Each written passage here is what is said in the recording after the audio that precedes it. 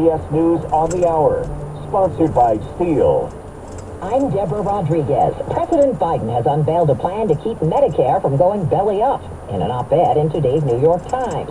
White House correspondent Stephen Portnoy has our top story. With experts saying the Medicare trust fund risks insolvency in the next 3 to 5 years, the president proposes to extend the life of the program for a quarter century, mainly through what he calls a modest tax increase on the wealthy.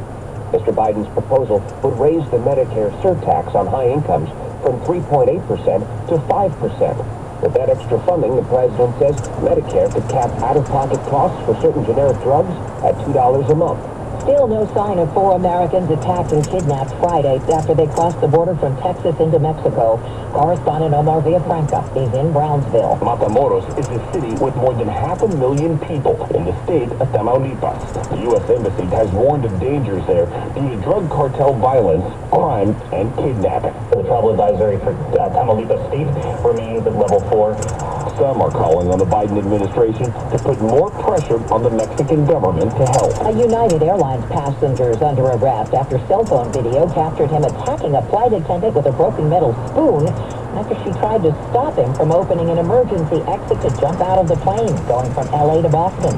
CBS News travel editor Peter Greenberg. When you interfere with a member of a flight crew, and by the way, that could be as simple as not obeying their command to acting out physically against them, you're in violation of the federal law. Fellow passengers held the man down until they landed at Logan Airport. CBS News has learned Justice Department lawyers could file a lawsuit as soon as today to block JetBlue's proposed merger with Spirit Airlines. It would create the 5th largest airline in the country.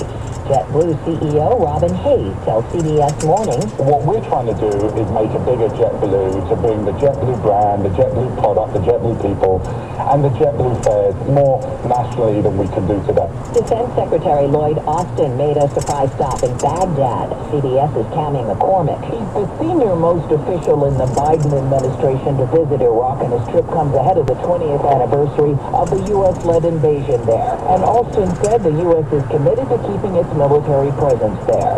The U.S. forces are ready to remain in Iraq at the invitation of the government of Iraq to support the Iraqi-led fight against terrorism. New large study details symptoms in long COVID patients infected early in the pandemic. It finds they're 36% more likely to have long-term gastrointestinal problems like stomach pain, constipation, diarrhea, and vomiting. This is CBS News. Nobody. Well, that's today's news. I didn't hear any good news, did you? I didn't think so. I guess it's all about perspective. The glass is half full.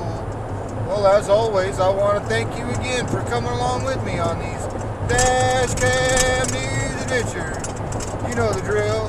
Peace, love, and all that hippie jazz. Bye-bye, everybody.